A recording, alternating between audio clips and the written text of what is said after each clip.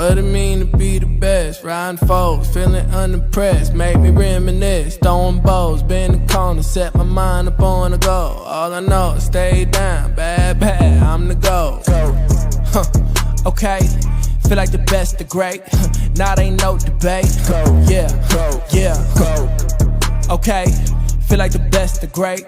Now there ain't no debate. Yeah. I ain't gotta say much. Know the boy got a touch. Another win for the rush. Another win for the rush. See me once and got a crush. See you twice and that's enough. Get the ring sized up. Welcome. We have a brand spanking new Trey Smith deal to discuss. Headlines make deals, and the Chiefs decided, we're just gonna wait our sweet the time money. to sign this deal for Trey Smith. Obviously, maybe a little bit of extra time on Trey Smith, just to make sure he took advantage of all the leverage possible and got the deal that he felt comfortable with. Depending on who you ask, it was a little bit of a pay cut, but obviously, wherever you land, it is a record-setting deal for Trey Smith. He gets 4 years, $94 million in total, $70 million guaranteed. Resets the offensive guard market, tops as far as annual value at $23 million. And hey, now him and Creed Humphrey are tied at the hip for the future of the Kansas City Chiefs offensive line. DG, CJ, how you guys feeling? How'd you feel when you saw the news? Yeah, I mean, for me, it was no brainer. I think once you traded away, I think a lot of people probably feel like this. Once you traded away Tooney, you kind of had no choice but to bring back Trey Smith at this point. And I like I said earlier in the spaces or whatever, I'm always down for them paying ascending young talent. I think you always want to try to get younger. Usually, in doing that, you're trying to get to that second contract, and I think that Trey fully deserved that at this point. He's shown you that each year, I think that he has gotten better, and I think he's going to continue to keep getting better. So hopefully for him, he's still willing to put in the work and the time, because now it's about proving why you're worth that contract. So I think for him, he's more than willing to try to go out there and prove that. And I'm happy for him, man, to go from being a 6th-round pick, a guy with blood clots in his lungs, not knowing that if he was going to get drafted or not, to having a chance and opportunity to play with one of his childhood friends and Creed Humphrey, to winning Super Bowls, and being part of all that. And now, the reward, you reap what you sow, and so now the reward is here. Happy for him, man. I know he lost his mother as well through all this process. So I know he's proud, man. I know his family has to be proud of him. And now you made generational money for your family, man. You do whatever it is you need to do, man. You can take care of everybody now. So proud and happy for him. No, a big moment for Trey. DG said it well. To go from where he come from, obviously having to transfer school, that's always a big moment in life, because you're scared. Obviously, you're a 19, 20-year-old kid. You don't know what you're going to do. You want to keep your scholarship. You want to play and prove how good of a player you are. And you go to a school like Tennessee and want to go out there and dominate in the best conference and show how good of a player he is. And he did that. And obviously the health concerns were a big scare for himself personally, not only for him, but for the teams as well. And to DG's point, that's why he failed so far. So to go from there and obviously being a late-round pick, and I think we're kind of blessed in this situation. We're getting guys on great value. Hopefully we can have the same type of turnaround for Josh Simmons as well. So Trey Smith to be where he's at now, to be one of the better guards in the league and get paid at that high of a number, he earned every cent. Obviously, he's been one of our better run blockers, if not the best run blocker on the team since he stepped foot in Kansas City. So has his weaknesses, not a perfect player by any means, but this contract was definitely well-deserved. 50-50 on some people. If you decide that Joe Tooney was worth more, the Chiefs went with the younger player. You go with that over age, over the short term, over the long term. So Trey's going to be in Kansas City for a long time. Him and Creed get to stay together. Obviously, Pat wanted him here. Trey wanted to be here, and they figured out a way to get the deal done. So cap is always going to go up. So the numbers always seem more crazy the day you see the contract than they are a year or two from now. So I just would warn people to think about that every time. So obviously, I understand the concern for a lot of people and some people that we know in our close circles. But I wanted Trey here. I knew once with the age concern, and obviously don't forget Joe Tooney was coming off the pectoral injury as well. So that's another thing you got to take into concern of a 30-plus-year-old player. Oh, go ahead, DC. I got one question. How many weeks into the season before we get where he makes a mistake and somebody says we overpaid? Oh, you're gonna see that in preseason. Yeah, I'm about to say we're gonna see it in preseason. You give him one snap. We might He's see it in training camp. Oh, he false started. I told you. I told y'all he wasn't worth that contract. He false started. He's overpaid, overworked. So no, that's the thing that comes with it when you're a part of a dynasty and a very, very passionate fan base, and you're one of the best teams, if not the best team in the NFL the last 7-8 years. Everything you do is criticized. So it is what it is. But no, Trey deserved his money. He's one of the best guards in the league. He's not perfect by any means, but he does a lot of good things for us, and I'm glad he's here in Kansas City. So, yeah, absolutely. And I think we'll talk a little bit about Trey Smith's value here coming up in a second, but I think it is certainly important to talk about that story of him. He is somebody that was excellent at Tennessee throughout his collegiate career. Obviously had the blood clot scare, which, as Richard kind of brought up, like he did not know if he was going to be playing football long term. In general. And that is a big reason why he ended up falling to us in the 6th round. I saw a Commanders fan tweet out that they took a long snapper right before him. And look, that's one of those things where the Chiefs felt good about where the medicals were at to take the swing on him in the 6th round. And ultimately, he's been a pillar of this dynastic run here from the time in which he was picked. Obviously, alongside Creed Humphrey, coming in, starting as a rookie, providing good guard play from day one and continuing to improve. And, there are ways in which he's gotten better in pass protection, which is really, his question mark. I think that he has helped himself as far as some hand placement and obviously understanding different ways that inside players like to try and counter move and being able to deal with those things. But ultimately, he's somebody that's 26, that's ascending. They believe is going to continue to get better on this contract. And like you pointed out, they had traded away Joe Tooney. They had made the decision to build their offensive line around Trey Smith and Creed Humphrey and have locked him up accordingly.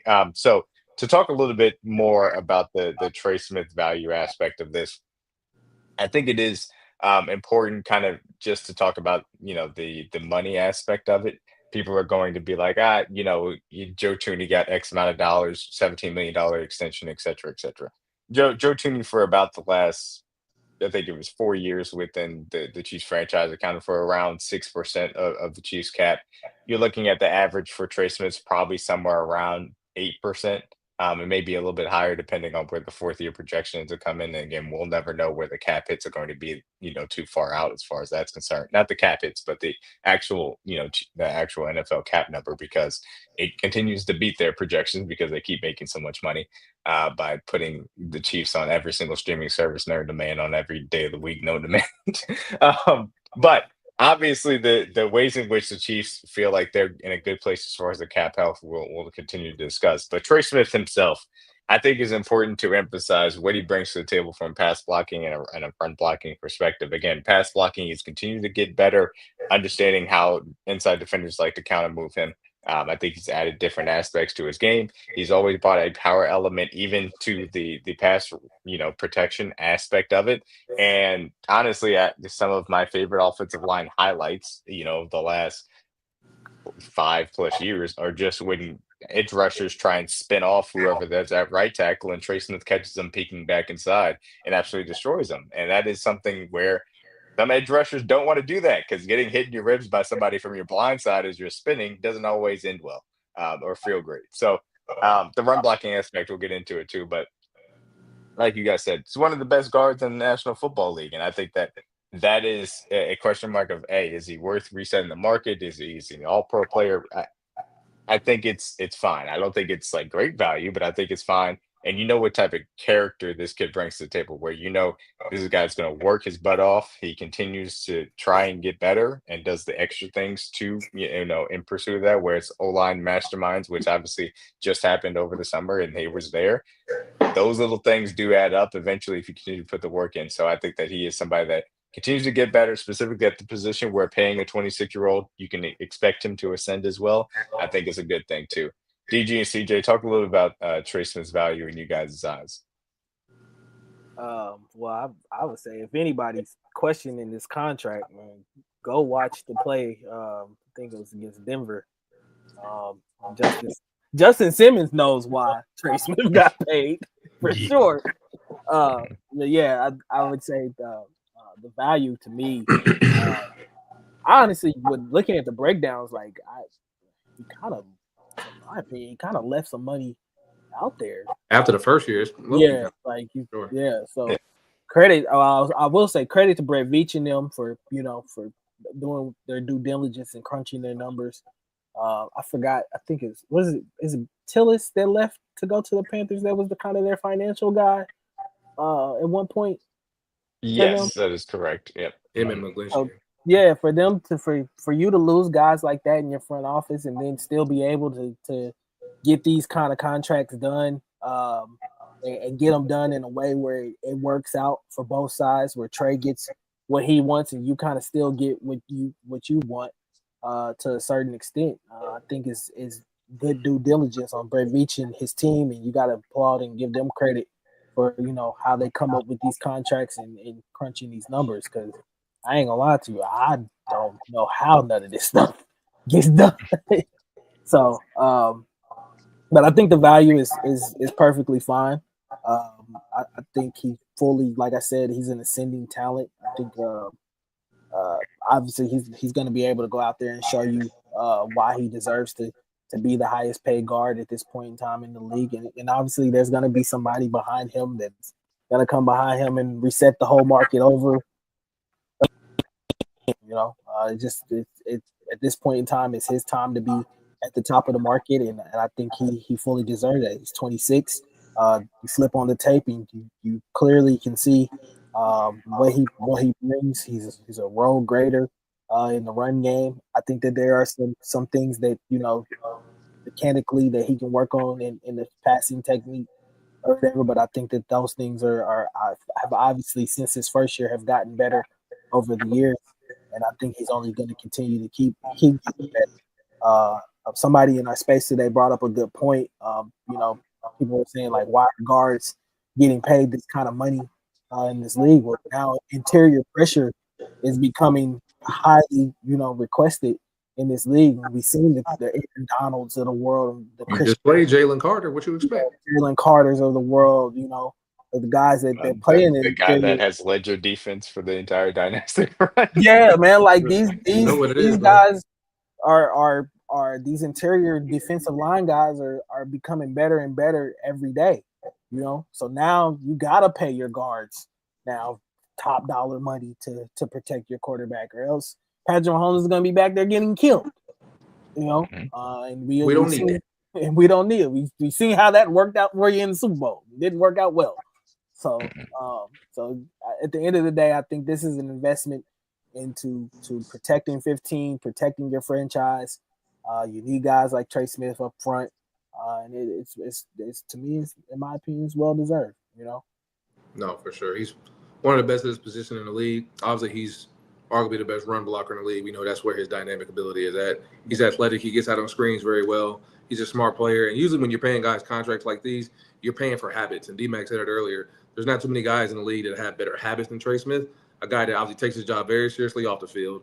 He takes time to get better as a player individually, going to camp, staying late. He's one of the leaders of the team. Obviously, people look towards him. And he's a guy you don't have to worry about off the field. You don't have to worry about distractions. You don't have to worry about anything off the field as far as, suspensions or doing anything to hurt the team in a negative way. Not a high penalty guy as well. He'll have a lot of over-aggressively plays every here and there, but you'll take those because he's going to overall make more plays than he does make bad plays as far as having negative plays in the team as well. So Trey's a guy that you never had any issues with. He's a leader. He's a younger player ascending. He's only going to get better. And then every year he's been in the league, he has gotten better, whether it be from a run blocking standpoint, being better in your pass pro, having better feet, being better with your hands. He's one of the most violent players in the league at his position, which is a dynamic thing to do because most guys don't play with that type of velocity when you're talking about from a run blocking standpoint. So I love everything about Trey. I know the numbers can always be skewed about what you would like, but from a player standpoint, I don't think there was a guy that was more deserving as far as a guard position than him. So, yeah, I think it was well-deserved, and I'm excited to see what he's going to look like at 27, 28, because I think Trey Smith's only going to get better because from his rookie year to now, you can see the growth. So another 3 years from here, I think he's going to be one of the best, if not the best guard in the league for sure. Absolutely. And I think that, one thing people will be like, well, when you say things like Trey Smith is how the Chiefs have built their run game off of and how important it has been, what he's been able to bring to the table from that standpoint, Yeah, I think that people would be like, well, the run game hasn't been that good the last few years. Well, I By would choice. push back and say that well, somewhat by choice, but also, also by design. But efficiently, the run game Schematically. has schematically the run game efficiency wise was one of the best in the National Football League last year. The reality situation is the floor of the run game is built off of what the offensive line can provide for the running back. The running back not being that good means that you have limited, opportunities for explosive plays, and that's really what it comes down to. You don't see those explosive plays because the running back, room here in Kansas City has not had that ceiling as far as that's concerned to be able to take advantage of the holes that the offensive line is providing. Last year, they did it on a consistent basis. They blocked it up well, and that's why this run game was able to be efficient up until the point, of course, in which they moved Joe to the outside and made two positions worse. And so, from that standpoint, Trey Smith is a weapon in the run game, and I think if you talk about what this offensive line can look like with Kingsley Suamataia at left guard and Josh Simmons or Jalen Moore at left tackle, what they can look like is being, again, a run game that can be efficient. And then we'll see what the running backs can do and being able to raise the ceiling of that. Still, I think it's important for the flux, or I should say the uncertainty of the offensive line, because the left side being new, because Jawan Taylor being essentially on a 1-year deal because we expect to be cut at the end of this year, where Jalen Moore is going to end up fitting in, et cetera, et cetera. Trey Smith being able to be a steadying force with Creed Humphrey is incredibly important from that aspect. And I think ultimately that justifies his contract as well. And that's just, kind of how I see it from that aspect. So with the Trey Smith aspect of it, I do want to get a little bit into the Chiefs' current, kind of cap situation. And as it stands today, they do ultimately sign him to this brand new deal, which I'll go ahead and put the details on the screen. $27 million in cash up front here in 2025. It's 46 guaranteed at signing, so at 70 and a half in practical guarantees. But that 14.25 million ultimately, as far as the cap hit this year, leaves them with about 20 million in current cap space. Just give me one million. You got like 46 of them. Just give me one. Are talking big money all here? Every penny, brother. He earned every penny, brother. He has earned every penny.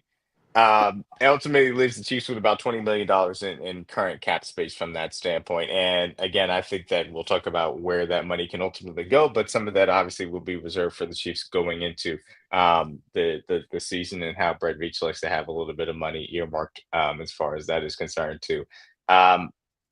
We'll talk about some next steps, but the Chiefs cap is in a good place now and into the future. I think they've done a good job kind of drafting other guys into positions where they feel like they will need some depth, and we'll continue to talk about that as we move forward, especially today as we get into the defensive side of the ball as far as the roster is concerned.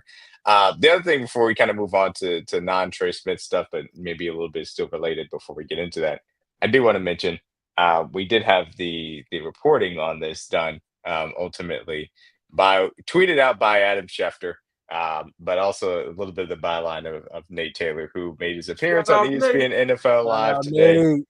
A friend of King Newcastle and somebody that certainly wanted to give a shout out, which was awesome to see Adam Schefter give that tweet out with Nate Taylor. We on ESPN.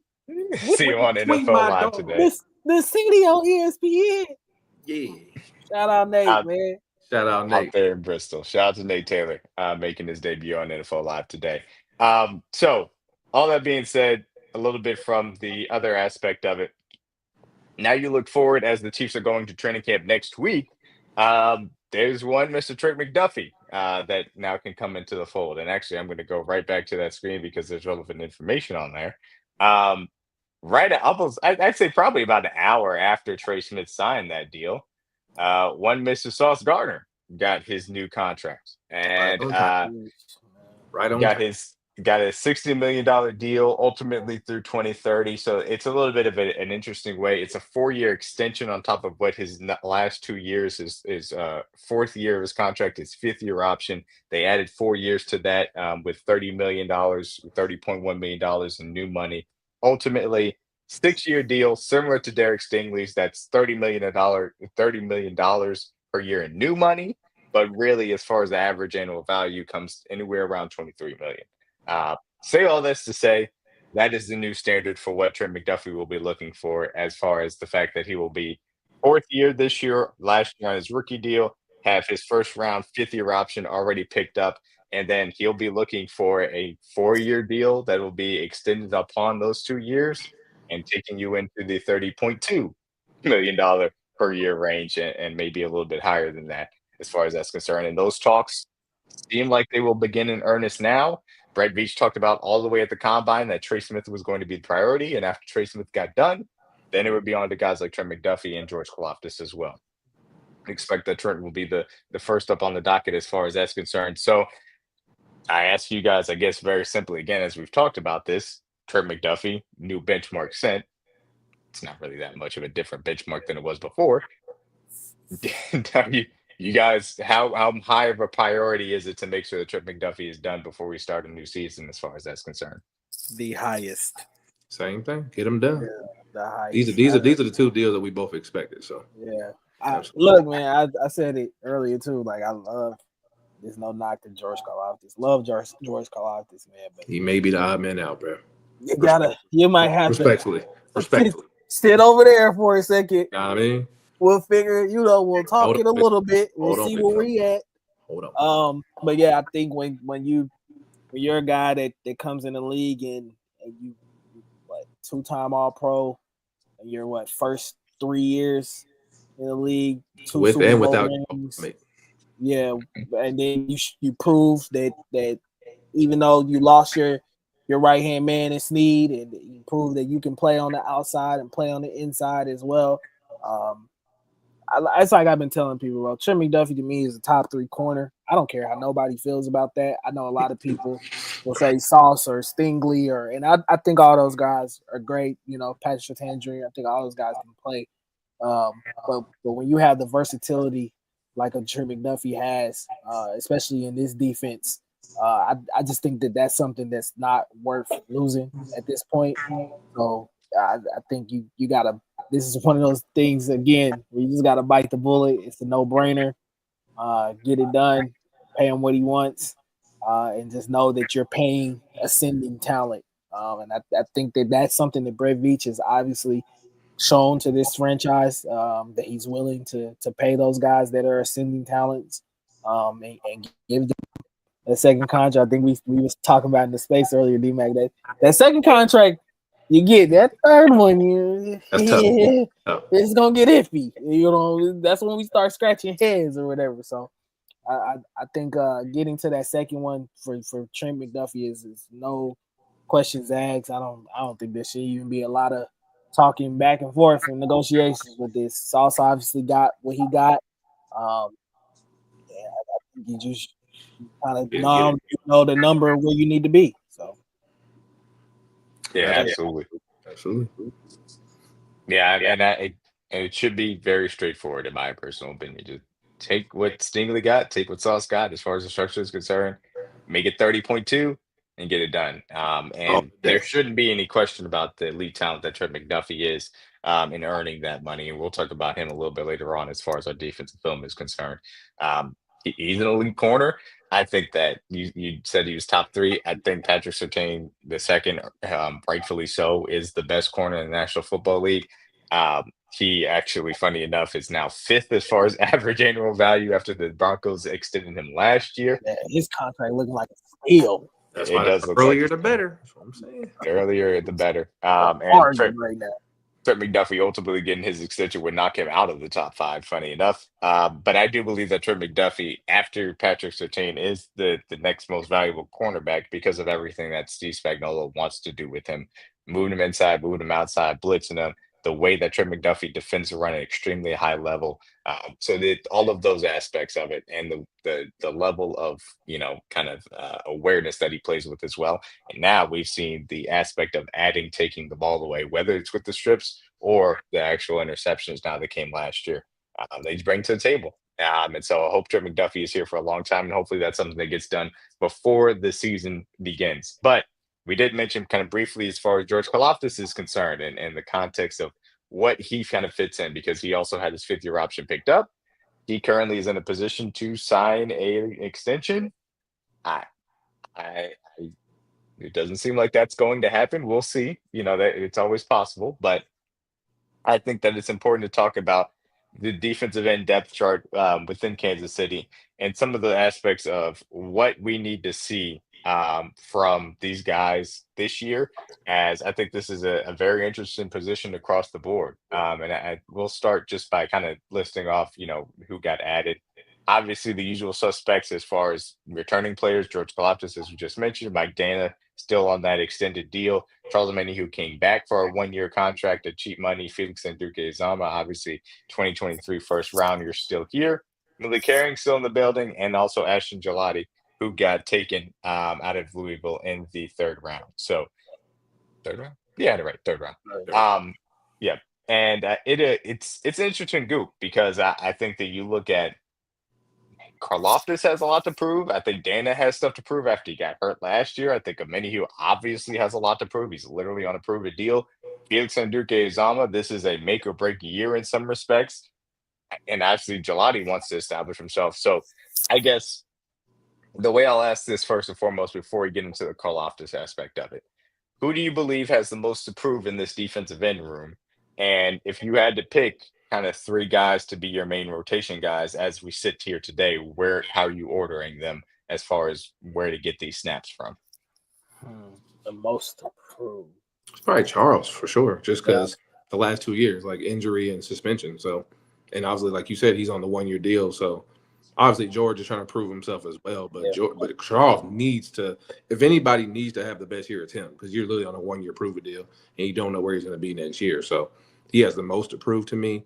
And 3 guys I would choose to have in the rotation would definitely be George, Charles, and I mean, majority of the kingdom would probably say Mike Dana, but I think right now Gelati's on his heels. He's coming for that 3rd spot. So as of now, I would say Mike Dana just because of the veteran leadership, and he's been there and he's done it before on the highest level. But yeah, I would not be surprised if Gelati's the 3rd man in the rotation by the time we get to after the bye and the rookies start to settle in. It wouldn't surprise me if he's out snapping Mike Dana by that point. But I'll give it to Mike Dana, the 3rd guy for the edges for now.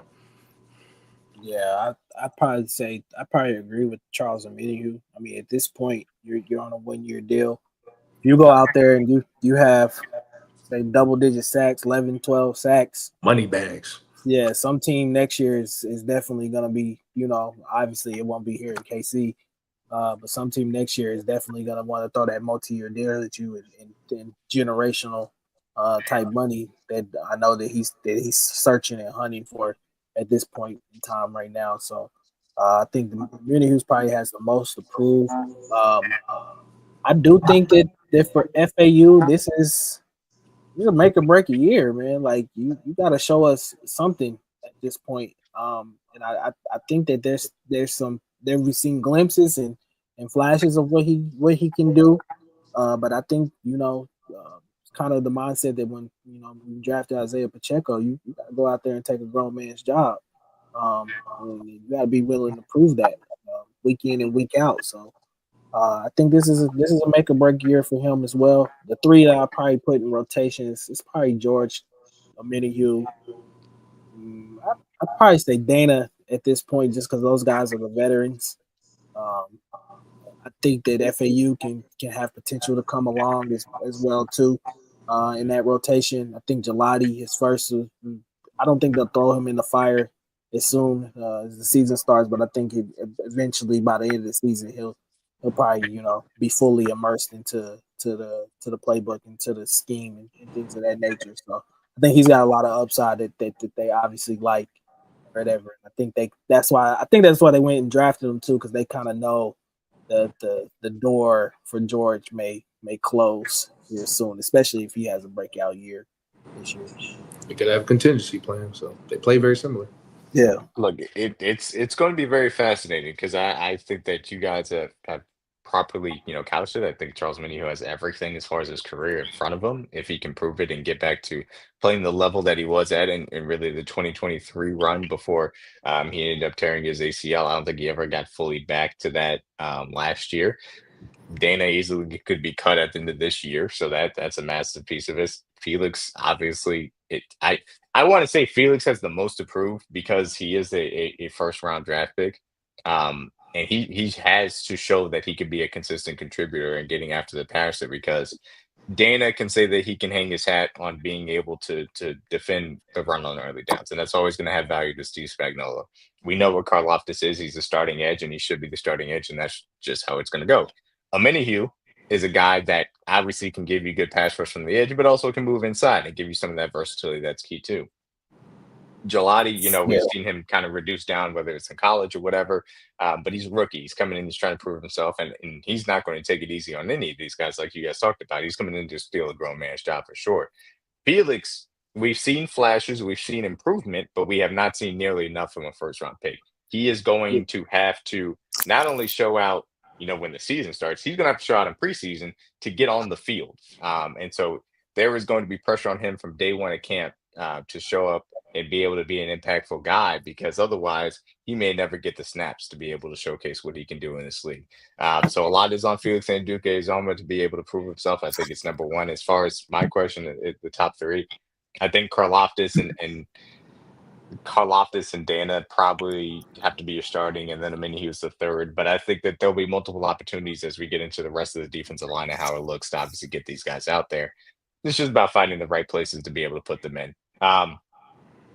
It's a good problem to have. I like the D-line room much more than we were at this point last year. So I think we're way better than last year. It's a better situation than it was last year, but there are some ways in which it does concern me, especially as far as secondary pass rush is concerned, because this team had a real issue as far as getting after the passer with four guys, and it burned us in the Super Bowl because we had to send extra guys because nobody else could win on one-on-one outside of Chris Jones, and that has to change this year if we want to have more impactful defensive line reps as far as that's concerned. But getting to George Karlaftis, because of the ways in which George Karlaftis now comes into the opportunity for him to kind of prove himself, looking for a possible extension or just simply coming up on his fourth year. He's obviously somebody that has been able to put together multiple double-digit sack seasons, playing off of Chris Jones. He has somebody that plays with incredibly high motor, plays with power, understands hand placement, has improved as far as some of his counter moves are concerned, and also he plays the run at a really high level. But to truly be able to justify keeping him long-term, in my personal opinion, I think he's got to take a leap as far as being able to win one-on-one matchups quicker than he did in the past. And so this is going to kind of be a film room to kind of talk about some of the good things that he did and things that he needs to be more consistent about. Go ahead. What number would y'all think sack-wise, or what type of year do you think George Karlaftis would have to warrant you to say he deserves an extension to stay here in Kansas City and not let him hit the open market? I don't think it has to be a sack number. The reason why I say that is because, and this is a little bit about how I look at the edges. The sack numbers kind of come and go, and they're inconsistent, et cetera, et cetera. The pressure numbers are a little bit more stable, but it has to look like what we're going to show here, where he is winning one-on-ones consistently to be able to be an impact secondary rusher off of Chris Jones for me to be that confident in it. Because if you're not doing it at that level, I'm not sure how willing I am to pay you 15, 16, 17, 18, 19, 20 plus $1 million that you're probably going to demand because you're a double-digit sack guy, because you have playoff sacks, because you keep going deep in the playoffs with us, et cetera, et cetera. So that's, for me, the sack number is a sack number. It's how he ends up getting them and how consistent the pressure is that he can create because of his wins. But go ahead, DG. Go ahead, DG. Yeah, after DMac saying that, I don't think there's a certain number on it. It'd have to be what you're actually seeing on the field. But yeah, I mean, ultimately, if he goes out there and he's one of the top guys and leaders in sacks, 13, 14. Let's say if you can get to that number where he's in the conversations with the Hendricksons and the Karlaftis, the Crosbys of the world and things of that nature, especially from an edge perspective. I think that as a young ascending talent in defensive end, you'd be more willing to try to get a contract or a deal done, but he's got to show it first, man. Got to be able to win those one-on-ones. If you can't do that with one of the best interior defensive linemen in the league, yeah. I don't know, can we just say it's just scheme at this point? Like exactly. That's what I was gonna say, and that's why I feel like I know. And I was going to say real quick, and it's scheme because Spagnuolo and what he can present, the advantages that Chris Jones presents, but also I don't want to take away from it. Karlaftis plays with a spectacularly high motor, and that does help him be able to finish these plays. And there is something to be said for a guy that does clean up those sacks, as Seth Kaiser kind of talks about a lot. And I like the way he talks about just the secondary pass rush. If the secondary pass rush is going to be effective, you have to have somebody that finishes play, and his motor allows him to do those things. But he's got to win quicker one-on-ones as well. Go ahead, CJ. If you have a number in mind and what you were going to say earlier. No, I think number-wise, to get an extension, if you're a guy, especially on a defense like this, sacks don't tell the whole story. We all know that from a defensive standpoint. But I think when it comes to negotiation, people use that as a tactic. So I think double digits is non-negotiable. If he finishes with 8 or 9, it's not a bad year. But I think if he wants to get paid here, I think he has to have that type of year like Warren. Like, all right, he went beyond our expectation and had, like DG said, a 14, a 15 sack season, something that I wouldn't expect from him. I expect him to get 10, but if he finishes with anything under like 8 or 9, I don't think that's the type of year he needs to get paid. Any other edge, we probably would say that's a good year. But when you're in a contract year with so many other guys getting contracts at this time, I think a double-digit year is needed for him. And then definitely you want to be top 10, top 5 as far as pass rush run rate, which is the technical point, but you use that in negotiation as well. So, but no, I think, and obviously you want to have the sacks in the playoffs, which boosts your numbers as well. But it shows when the money's on the line in the biggest moments when we're playing the best teams, that's when I perform at my best, which also matters. But I think he has to get at least double digits if he wants to stay here. Going somewhere else, I think he could get a contract, but I'm more so talking about for us, I think he would have to get double digits for me.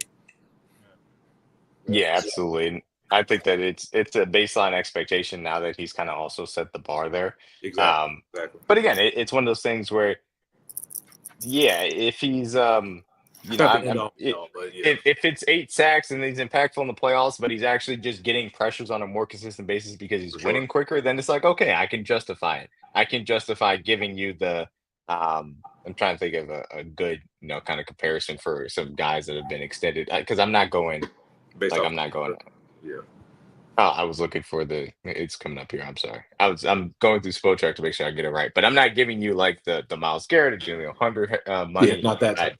Trey Hendrickson is underpaid. He's going to have to get his new one. But if you're talking about, hey, I'm giving you like Bradley Chubb money or kind of real extension money because you're a difference making guy. Gregory Rousseau, like even that, you really got to take a leap for me to feel good about giving you almost. I think he's making like 7% of the cap. You got to make a significant leap as far as winning quickly, more on a more consistent basis as we're going to go through this film, for me to give you that type of contract as far as that's concerned. So we'll talk about George Karlaftis here and kind of go through some of his pressures. We started off here with a little bit of the medium, so like third and medium, in some true pass rush situations and showcasing what he does do well as far as playing with power, which I think we've made our jokes as far as Steve Spagnuolo and his, I wouldn't say willingness, but his insistence, I'll say, on his edges playing with a lot of power. He has a preference. We all have a preference. It's okay. He has a type, and he doesn't necessarily love the bending aspect of it. But again, no bend. I think due to the way in which NFL offenses are run and the ability for mobile quarterbacks to take advantage of B gaps, there is something to be said for being able to, play with power and be able to collapse the pocket. Then he matters for sure. Yep. Absolutely. And he does a good job here kind of bench pressing. I think that's Roger Rosengarten there, and being able to force Lamar out of the pocket there on this first snap. But you're going to see a lot of power and some of his counter moves as well there. Just absolute forklifts. The right tackle for the Bengals there walks it back into Burrow's lap. With some help there from Tershaw Wharton as well on the complimentary pass rush too.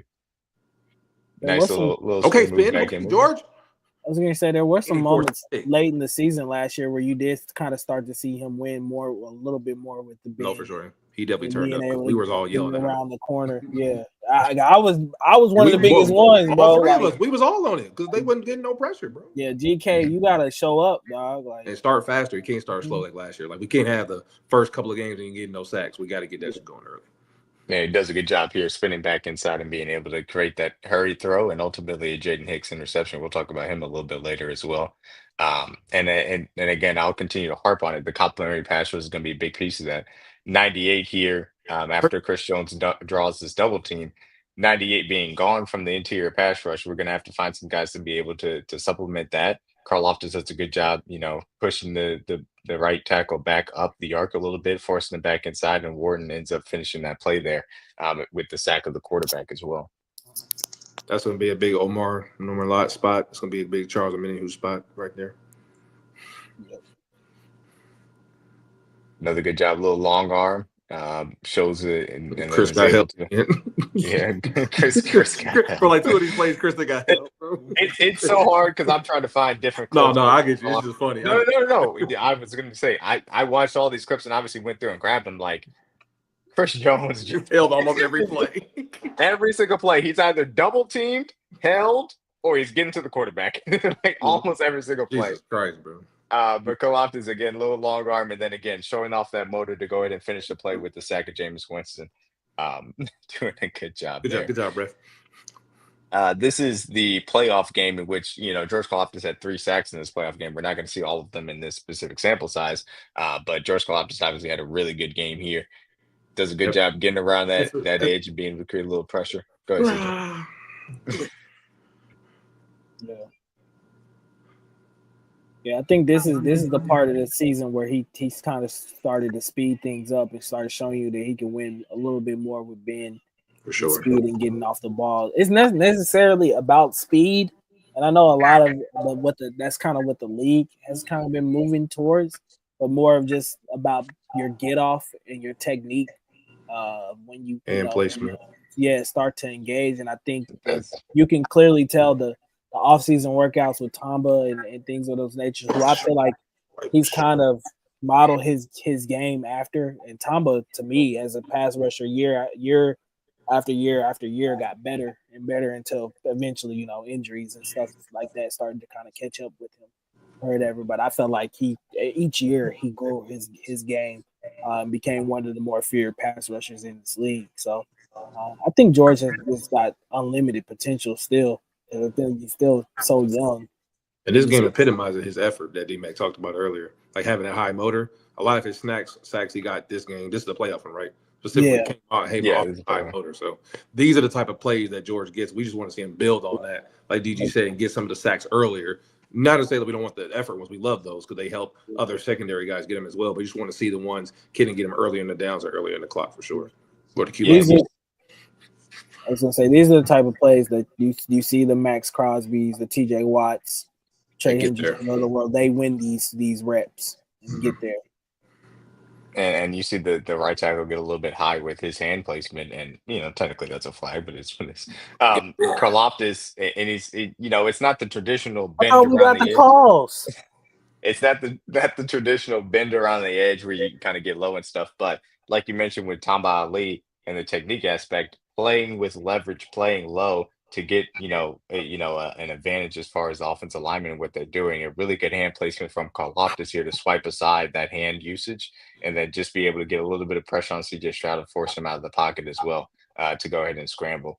And then this one, actually, I had forgotten about this in the Super Bowl because it was the Super Bowl.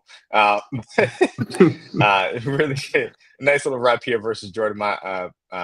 Great hands, George. Jordan Mailata? Yeah, there it is. I almost forgot his name for a second. Jordan Mailata, one of the best left tackles in the game. Just goes ahead and use that inside hand to make sure you can swipe away a little bit, outside swim away, and then can run the arc a little bit and force Jalen Hurts to scramble up the B gap there. Again, this is where complementary pass rush comes into play. They're obviously, boldness is mugging on the running back here. They send 3 guys to the other side of the line, and Hurts escapes out of the B gap and is able to run for some extra yardage there. It's a bad gap integrity to say the least there. But yeah, and then we're gonna get into some of the third and longs here with George Karlaftis and what he brings to the table. And again, you're gonna see more of the power, more of the hand usage, and just love that stab there. Just give 77 some middle of the chest punch right here. Here we go. Put him in his chest, George. Listen, and sends him flying backwards. Come here, and Trent. The play on top. Trent Brown, bro. Trent Brown. It's time to call it, bro.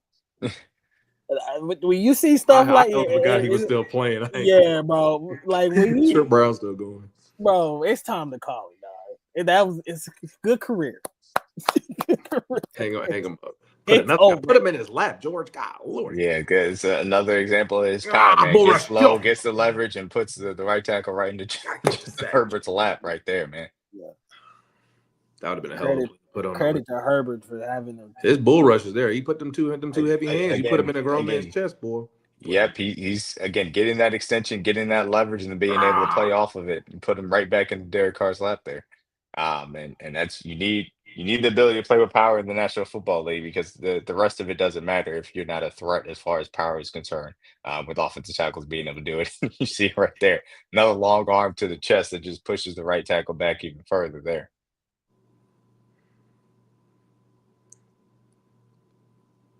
Another example of that power using that long arm there. Rally. Yep. Little twist. And then working off of Chris Jones being able to run off that twist. Move him off the spot. Uses that left arm there to shove the guy aside, forces Bryce Young to move off there with some pressure. Oh, can make the play. Come on. Really good play by JT Sanders there. That's DG's guy. Yeah. I rock with JT too. Come here. Here you go. Two arm shots. I think that was one of his better that's probably one of his best reps of the year, that one against the Raiders. Where he just especially showing you that bend he can finally play with, yeah. And then Aiden O'Connell just had no chance. That boy no chance there. Yeah. Yeah, I think we would have had a Minihue for the full year. I think when a Minihue came back, the pressure with 4 got a significantly better just with his ability to be able to collapse. Both years, last year and the year before. When Charles got added, it was like having like an additional, like we said, when Charles is healthy, he's with no disrespect to George, but the second best rusher on the team at one point. So the fact that we did get George to play at that level and you had Charles as your third option, this D-line could be special when everybody's on the field together, which is what we expect this year with Charles being healthy and available for the first half. Gotta be healthy, man. Gotta be healthy. And hopefully getting a little bit more to that 2023 value because I think he wasn't all the way back from his ACL there. But a good swipe here by Karlaftis, and then that's that real little bit more bend and acceleration around the corner to get that quarterback hit on CJ Stroud there. Then I like these back-to-back reps here, specifically versus Braxton Jones, because I think it shows a little bit of that maturity and being able to string moves together here. Is the first one just nice little rip move. To get up and under and get some pressure on Russell Wilson, force him to get that ball out, affect the throw significantly there. And then you'll see later on in the game, he'll come back here, show that little outside rip move, and then say, hey, I'm going to spin back inside and get that quick pressure on Russell Wilson then.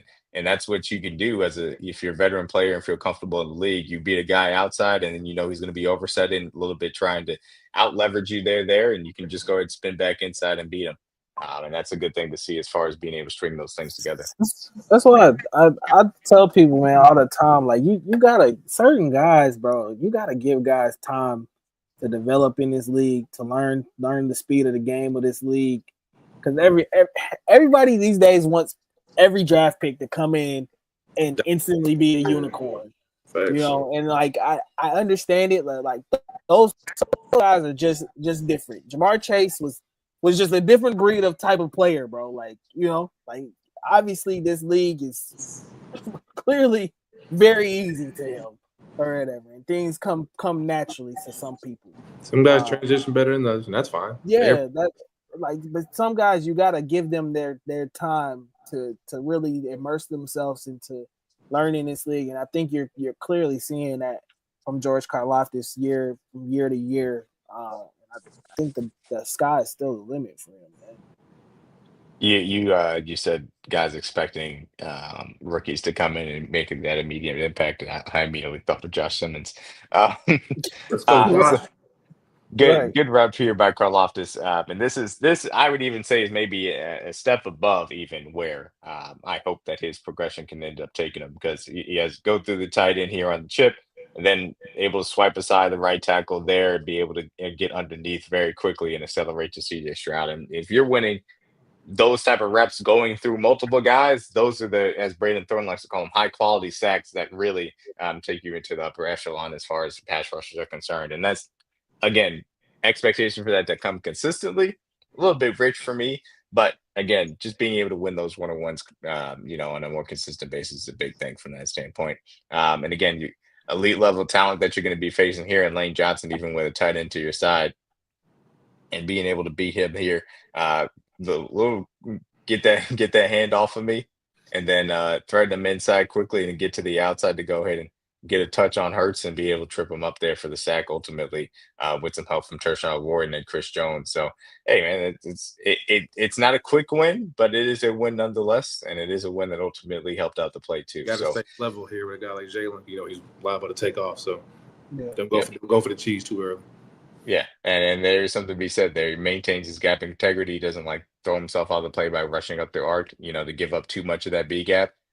Stays steady and able to get there. So hey, any win versus Lane Johnson is always a massive win because For Lane sure. Johnson is the best tackle in the National Football League Sure. and an insane player as well. But yeah, those things, more consistency from George Karlaftis, quicker wins, those are the key things that you're going to need from him to justify an extension, in my personal opinion. So moving on to the interior of the defensive line.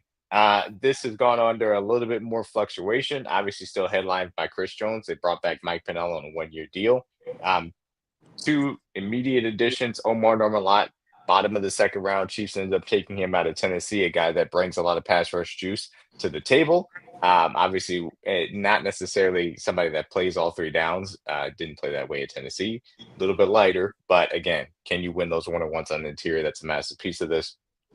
And Jerry Tillery, who was brought over from Minnesota, and we'll talk a little bit about some Jerry Tillery film here in a second. But really, the big thing is I'll ask, and obviously, I'm taking kind of and I should mention real quick, also included as far as the interior defensive line, Fabian Lovett and Marlon Tuopu. And I think both of those guys are important to mention because I still think there's an aspect of consistent run stuffer that is a question mark. Mike Pennell obviously would immediately, be the leader in the clubhouse, but there's something to be said for having another guy on the roster that can do that. So, question I'll ask you guys is, how do you feel as far as being a real consistent second, a Robin next to Batman as far as Chris Jones is concerned on the interior? Is there any of these guys that you feel like can really step up to that level? I think it's fair to say Mike Pennell's probably not going to be, but between Jerry Tillery and Omar Norman-Lott, how do you guys feel about one of those guys stepping up to be the tag team partner with Chris Jones on that interior on a consistent basis? I think that role could kind of be split between Tillery and Norman-Lott. Sure. Yeah, I think, for Omar, I think,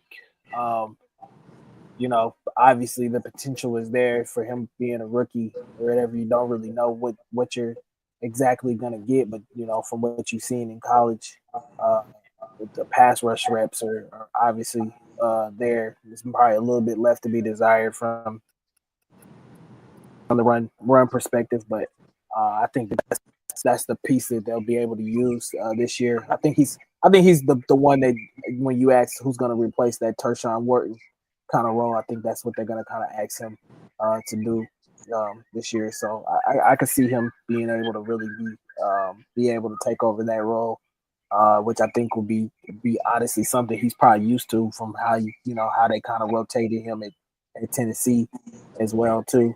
Just kind of being a pass rush specialist in a sense. So I would say it's probably Omar Norman-Lott, in my opinion. It's probably going to take over. Okay. I think that it's going to be interesting to see, and it's going to be a trial by error as far as who they trust to kind of go on the interior on a consistent basis. But we've seen Tillery be pretty impactful in this league, and we've got a few of his kind of pressures from last year that I think are good to look through as far as what he can bring to the table to this team as well. And you'll see he's right over here in case you guys can check it out as well. Lined up there on the outside shoulder of the right guard, pretty much head up over the right tackle at that point, but does a good job kind of getting inside here, opens up the space for the stunts and twists, and that's something ultimately I like to see more of, and the reason why I kind of started off here. I want to see more of the ability to use those stunts and twists as far as the defensive line to create those pressures. Spagnuolo can use them occasionally, but doesn't use them a lot. I will say from that perspective too. And here you see it versus the Texans lined up, over that right guard or that left guard there. Technically, comes all the way across, and then they get the blitz from the other side. That's Brian Flores doing what Brian Flores does. One of the best defensive coaches in the National Football League, being able to create that blitz. And Jerry Tillery here, standing right there is a kind of a really more of a four-eye shade there. Um, Gonna swipe across all the way to the center, be able to use a nice little edge and rip move to be able to get inside there, create some pressure on Jordan Love's face before the throw ends up getting off. And then they're gonna come back with a double A look. And again, Jerry Tillery lined up over that right guard and going to be able to win this one-on-one to get some pressure on Jared Goff pretty quickly. Nice little swipe through, gets to the outside. Just good play by Jared Goff to be able to make that pass there.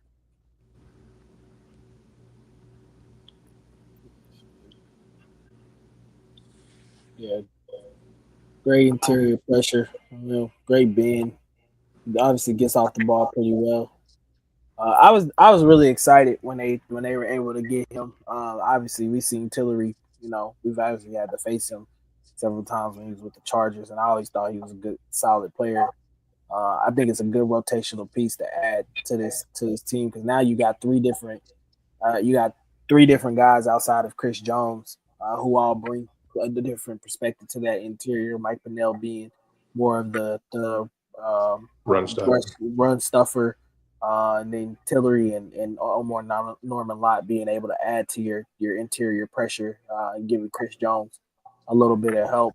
And I think it's vital having Tillery as a veteran in this league for people, especially for other opposing teams, knowing what he's capable of.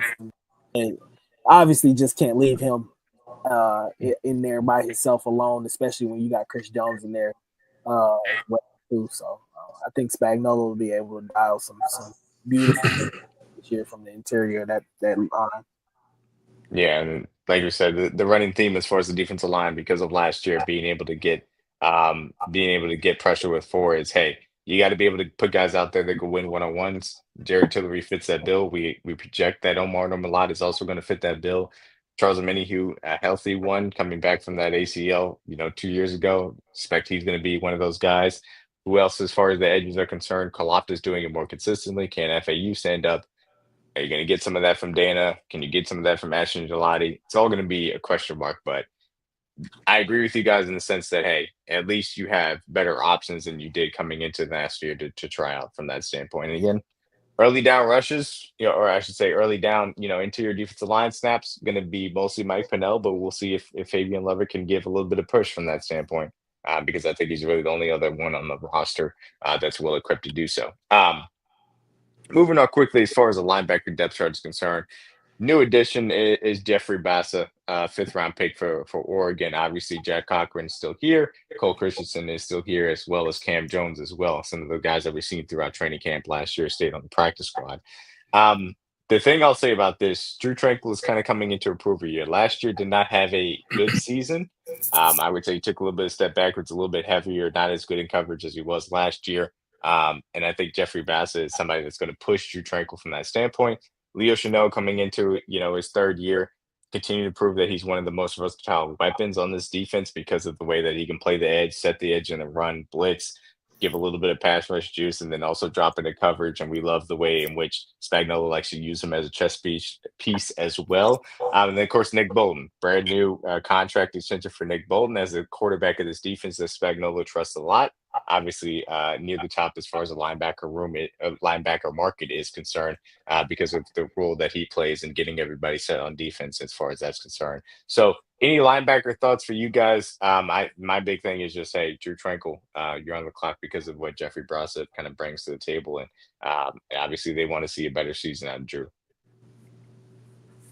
Yeah, I would agree. It's probably the same as far as what they want to see out of Bassa or whatever. I was excited when they got him too because I honestly think that that's something that they needed. Him being a former safety, being able to come in and hopefully be able to cover his tight ends and running backs out of the backfield. When they lost Willie Gay, I feel like they lost a little bit of juice to this defense, especially from the linebacking core. And I know that they were kind of relying on Drew Tranquill to be able to take over that role, but we obviously seen that Tranquill's an older player or whatever, so you can't put as much pressure as you think you want on him to kind of take over that role. So I'm glad to see them go out and get a young talent that they feel like can come in and play that key role for them or whatever. So yeah, the clock is ticking for the kid, man.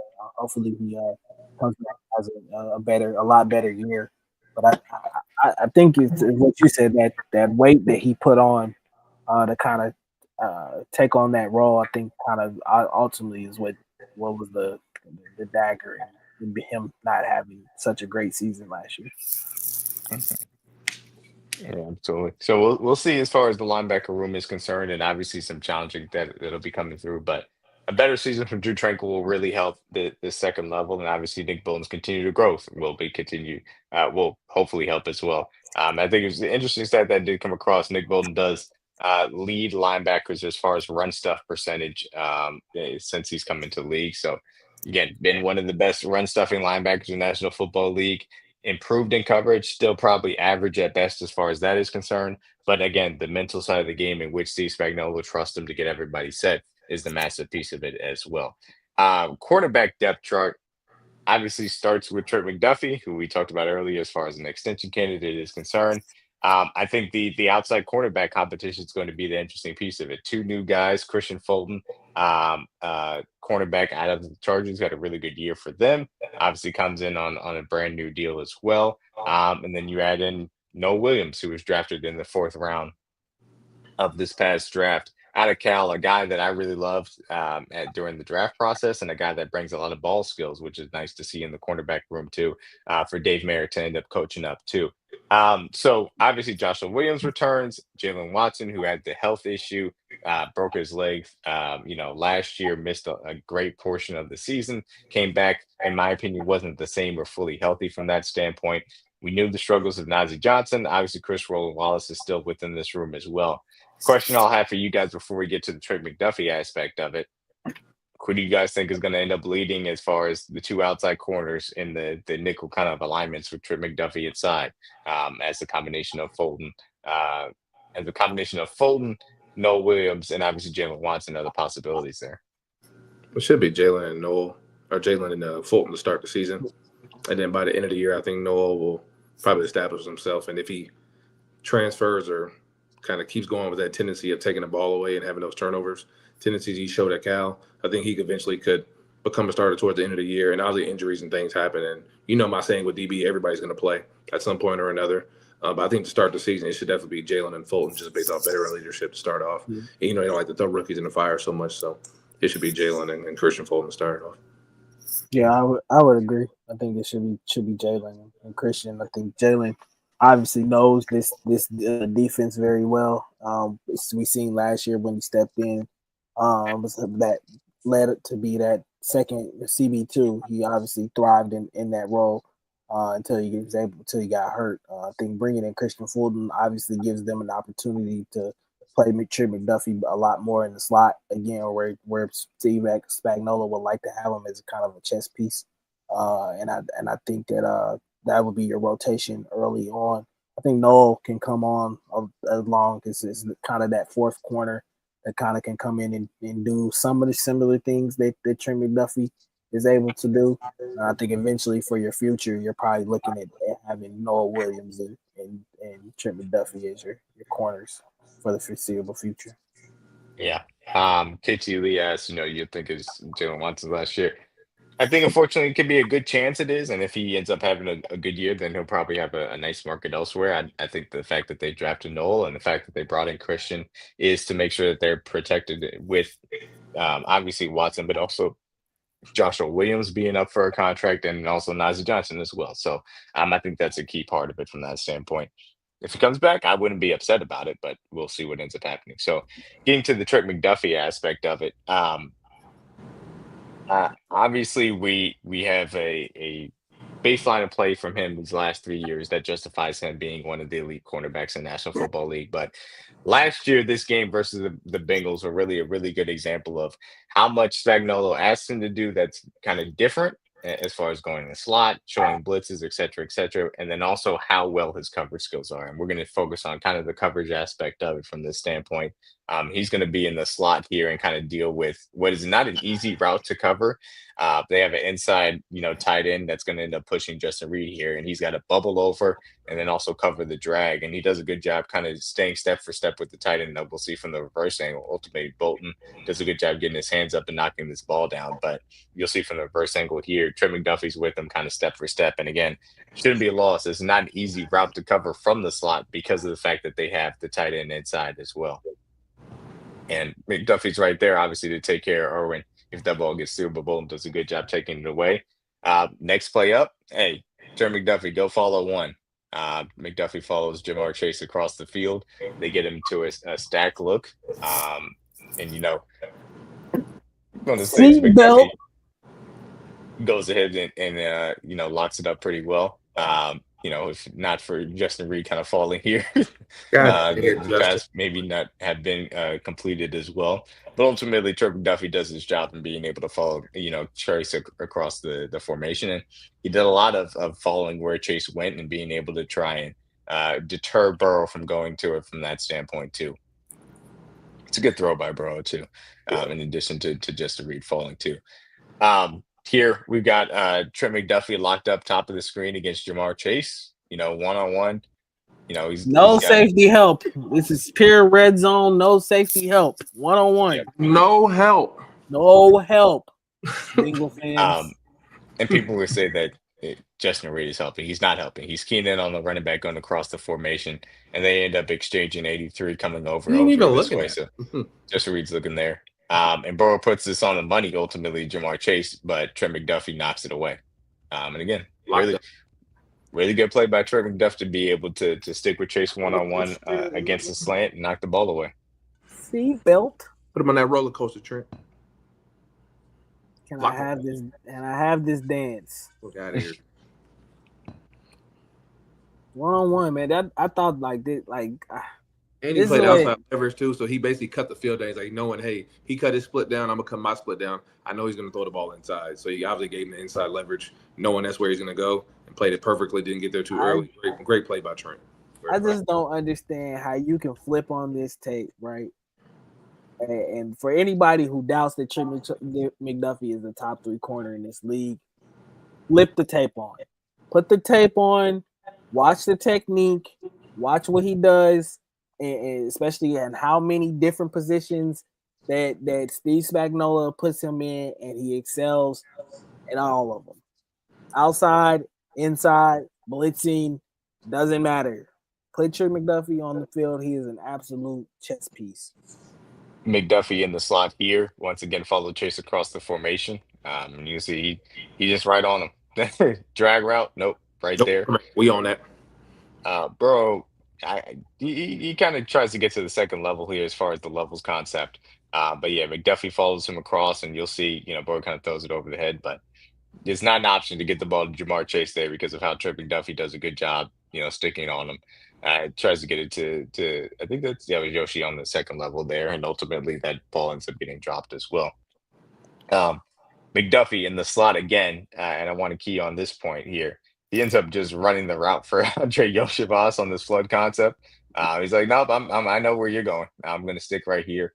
And he has the outside help even still, but doesn't need it because he's all over Yoshivas. And ultimately, that ends up leading to a sack because there's no options for Joe Burrow and to get the ball out too. And again, just as DG said, you're going to see it all over the tape, the ability for Trent McDuffie to stick with these wide receivers. To get some good complimentary pass rush here after, kind of a coverage sack. Mike Dan ends up being able to clean it up as well. And then again, the level of mental capacity that Trent McDuffie plays the game with. Jamar Chase here on the outside. McDuffie's kind of there. And all McDuffie does is just sit, play the tight end to leverage properly on the play action, make sure there's nothing doing there. Burrow has ended up throwing the ball away as well. And next red zone play, McDuffie here is in the slot against Jamar Chase. And, again, one-on-one matchups, he's got to be able to do this on a consistent basis. Plays the outside leverage because he does know he has that help inside. Chase still tries to, kind of sit down and nothing doing there. Ultimately, Najee Johnson, we're going to get to it, Lee, I promise. ultimately Najee Johnson gets beat at the bottom of the screen by Yoshivas. But hey, a little bit of inside help there for Trent versus Chase on that specific rep. Yep, you're gonna be able to see it. But again, playing with the proper leverage to be able to bracket Chase down into the red zone as he should be. This is an example, just really quickly. Defense are very complex, and they obviously have checks that go off of it. But seems like they're probably going to play some manner of kind of straight man coverage here with Joe Burrow giving the under center snap look. Ultimately, they're going to back off of it after Burrow goes into the gun and kind of plays just straight cover two.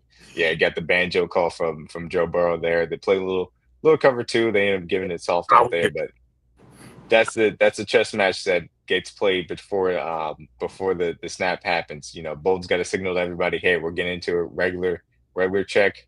He's going into the shotgun. We're going to go to our check there and go cover two, and that's just a little bit of a shout out to Nick Bolden. I think he deserves it.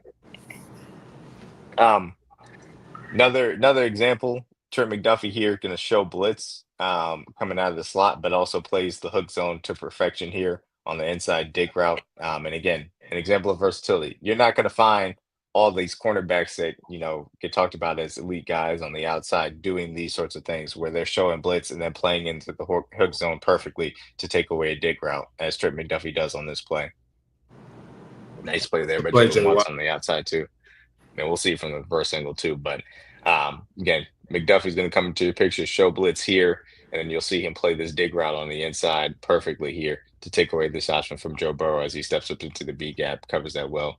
Watts another good play on the outside versus Irwin. And again, an understanding of how to play the position at a high level, even from different looks. They're going to get into a little bit of a bunch formation here. McDuffie's the point man. Zone chucks Yoshivas outside and then easily passes him off and then sticks with the tight end a little out and up to take away that option.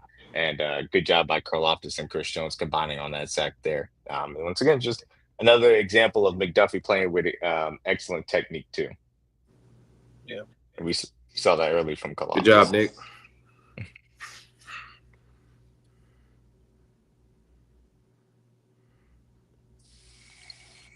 McDuffie down the sideline versus Jermaine Burton. Does a good job squeezing that outside. Says, okay, we're going to make it very difficult, not give Burrow an easy window to throw to. Again, that's what McDuffie can do on the perimeter too. Go ahead and make it very difficult for guys to be able to get the job done from that standpoint too. And we're going to see it from the reverse angle, just to show how much he squeezed the sideline. Go ahead. He also had a pass interference in this. There shouldn't have been a pass interference because somebody decided to pull him down because they was getting locked up. It ended up happening, and this is one of the things that I talked about all the way back in 2022 when Trent McDuffie got picked. That there were aspects of him going throughout the game versus the Bengals all the way back then in the regular season after he came back from injury, that there were times in which Joe Burrow was looking away from Jamar Chase on one-on-ones in which he normally would just go to him on a consistent basis. But this is an example. Out of this stack look, usually Jamar Chase is going to be the key, and Joe Burrow just ends up going to the top of the screen. McDuffie is right there on the sit route. Burrow takes the easy out route to the top of the screen, but doesn't really ever look down to try and attack, the Jamar Chase aspect of the play as well. Top of the screen here. I want to go that way. No, I go this way. And this is why he didn't want to take too many of those one-on-ones. McDuffie top of the screen here with Jamar Chase. We on that. Nope. Yep, locked up. Nope. Nothing doing there. Out of bounds. Next play. Sitting on that, man. Stop playing. Good cover two. Next play in the red zone, McDuffie here in the slot versus Jamar Chase. Again, knows he's got inside help, plays the outside leverage properly here to shut down that out route. Make sure you can't get outside there. Does his job perfectly. Another lockup. Stop playing, man. Stays in phase even after the play. It's kind of almost over. And notice how he didn't give off his leverage until right before the snap. Like he doesn't move right until right before. Like he was lined up inside, literally right before the snap. He lined up on the outside, so that probably fucked Jamar up. Because Jamar's thinking, "Oh, I got leverage. I can get to this outside." Trent waits to the last minute, slightly moves, takes away his inside. He knows he's going to go outside. So Yep. And stays in phase after that as well. And I think it's important to say, again, playing with that technique is incredibly massive as far as that's concerned. And we'll see on the next step here as we talk about, some of the ills as far as the outside, cornerback room is concerned.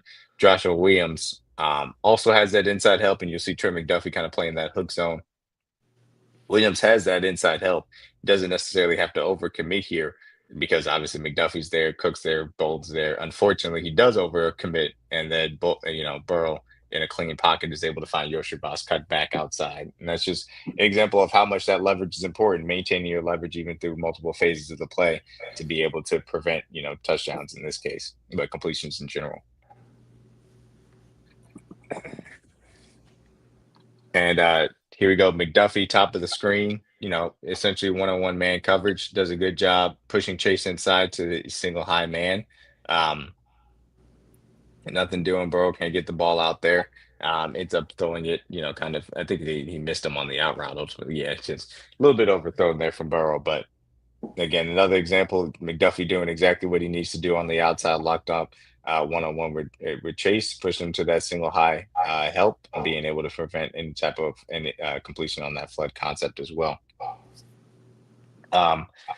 Then an example, once again, playing a little bit of the inside. I think he's on the inside here. Gonna play the slot post, plays inside leverage, says, hey, we're gonna take that away. I'm not gonna give it to you. Is ultimately was a game-changing play, taking away that slot post and the double post look, and then ultimately Burrow tries to scramble out, gets stripped, and the Chiefs are able to recover and return that for a touchdown as well. Shout out to Shamari Connor. But they lost because of phantom pass interference call. And don't forget Joe Burrow fumbled as well. Mm-hmm. They don't want to admit that. They don't like that part. Those turnovers don't matter. They forgot about that part. Back-to-back slot shutdowns from Trent McDuffie here, kind of working a little bit of man-to-man coverage, shuts down that dig. Not an option, obviously. The check down for the running back ends up getting a few of those yards, but you'll see even at the top of the route, he gets a shove from Yoshibas, and he's still right there on him as Burrow's kind of looking to the slot to try and get the ball out there, but doesn't end up working. Yeah, I had it right. I just want to make sure I had that right. And then again, call back from earlier. Go ahead. What are you saying? Yeah, I was just saying another staggered split kind of formation. Yeah, and the difference here, Trent McDuffie's at the bottom of the screen, Jamar Chase is at the top of the screen, and Burrow ends up looking Jamar Chase's way because Trent McDuffie isn't lined up to that side and wants to take advantage as far as that's concerned, hits him on that quick little stop route, and Jamar Chase creates some yards after the catch as far as that's concerned too. Which is an example, again, Burrow doesn't necessarily wants to attack those stack concepts or those one-on-one situations that they try and create for Jamar Chase. If McDuffie's the guy that aligned off him from that side, and I'm free from the chains of Trent McDuffie. Get that 2-2 boy over there. I don't want to play him. First and 20 here, and it's important to talk about here. Jamar Chase is going to run this deeper corner route, and McDuffie gets proper depth, not to encourage that kind of deeper corner route because Reed is still playing them outside leverage. Again, that's good job playing that cover 2 position specifically here. McDuffie doesn't encourage that deep throw. Understandably gives up the underneath throw because it's first and 20 to prevent them from taking too much, and then comes up and finishes the play properly to make sure that it's not a long run after the catch either. But hey, that's, again, really good technique, really good eyes as far as zone, really good body positioning. And here was what Lee was asking for earlier, as far as, hey, can we get some frustration from Jamar Chase? Can't tackle. Jamar walks out of the gate, runs this little sit route. Jamar's one of the most dangerous people in National Football League with the ball in his hands, and he expects to be able to break tackles and make guys miss. McDuffie says no. No, it's not going to happen. And he says no so incredibly well that Jamar Chase wants the flag. Because he thinks it's illegal to get tackled. And it's just not. I think this is so. Was this his lowest yards total for the full year? I think think it was This is It the was, point of the yes. game. I really think that he started getting frustrated. Like 2-2 is locking me up, bro. Like at this point, every time he on me, I can't get on. I can't do nothing.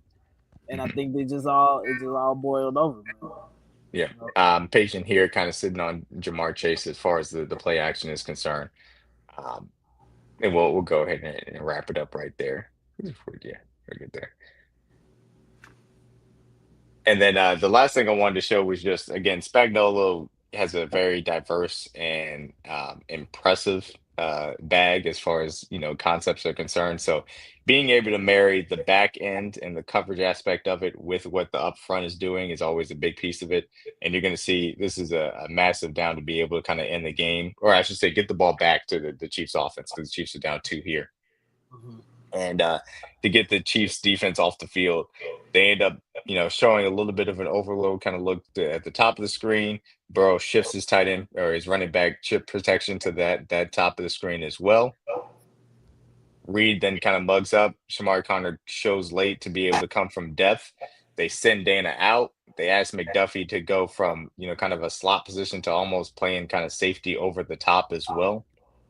You see the way he kind of has a kind of sprint back and get that depth here quickly to kind of play a little bit of cover 2, a little bit, regular cover 2, safety there, outside leverage for Jalen Watson there, Dana kind of going underneath. And ultimately, all of that comes into fruition to be able to create Shamari Connor from depth to create that free runner at Joe Burrow, get him on the ground there, and get the Chiefs defense off the field, which is, again, to talk about how complex this defense is and how much they ask of their players. This is one example of it where Trent McDuffie's versatility allows him to be able to do some of those very exotic things and to get the Chiefs off the field. And hey, there's a lot of value in that. We'll talk about kind of, what it asks of another back end player a little bit later on too.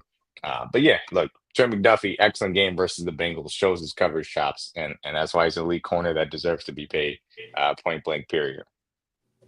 Safety depth chart's kind of interesting. We'll wrap it up here.